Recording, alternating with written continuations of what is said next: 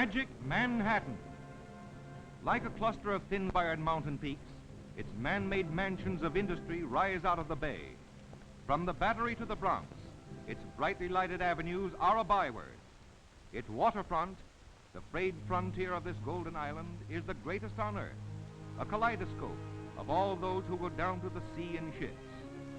And no less than 10,000 ships each year come into New York Harbor from voyages to the seven seas to rest, exchange their cargoes, and then quietly slip away on their restless wanderings. Its more than 1,800 wharves and other waterfront facilities, if put end to end, would stretch almost one-third the distance across the United States. And more than 200,000 persons are employed daily to handle the traffic of the harbor. The tugs, approximately 700 in number, are an institution unto themselves.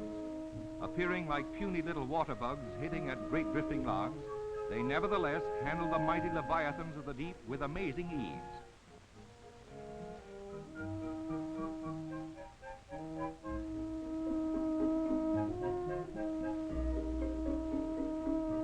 Innumerable are the types of seagoing craft in the harbor, from the most modern of ships to picturesque four-masted schooners, reminiscent of windjamming days of the almost forgotten past.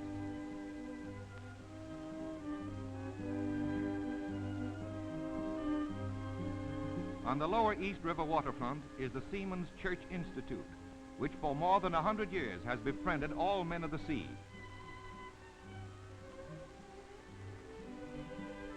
Thousands of barges carry thousands of products about the harbor.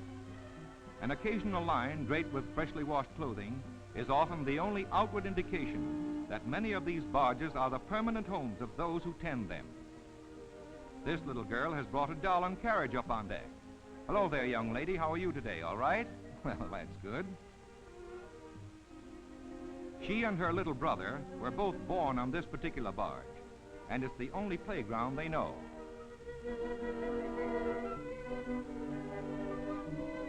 Sunrise over the lower East River always discloses long lines of sturdy little schooners tied to the wharves at the foot of Fulton Street.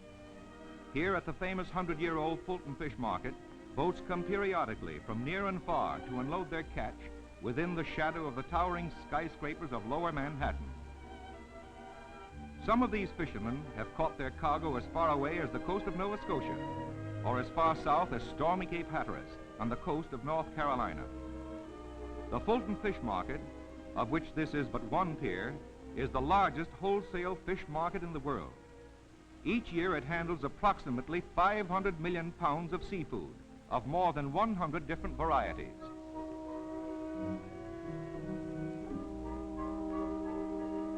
Nothing is more characteristic of the New York waterfront than these bulldog-like little tugboats that pull or push floating cargoes, often 100 times their own size.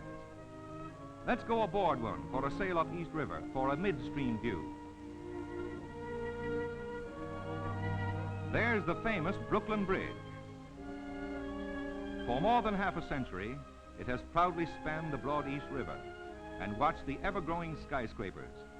First of New York's great bridges, yet its 14,000 miles of cable continue to defy the ravages of wear and time, and it still retains its place as one of the principal thoroughfares to Manhattan.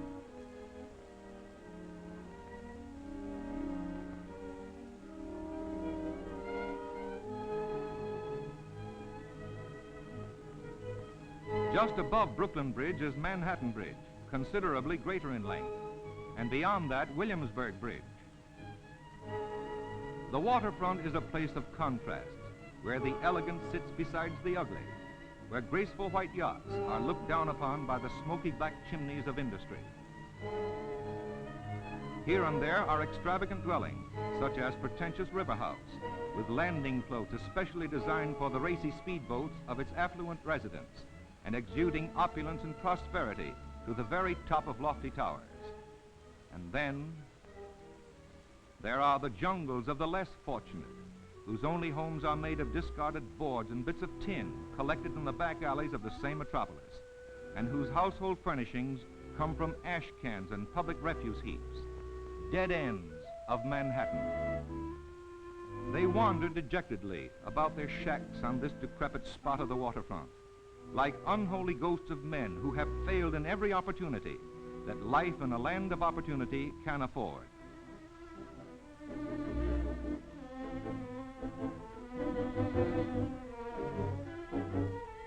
Some of the backwater bends and little used coves become the grave of harbor derelicts, barges, tugs, and other craft which have completed their life of usefulness and have been abandoned to sink and rot. Even the out-of-water ends of some of these damp and dilapidated harbor wrecks are converted into homes for Manhattan beachcombers.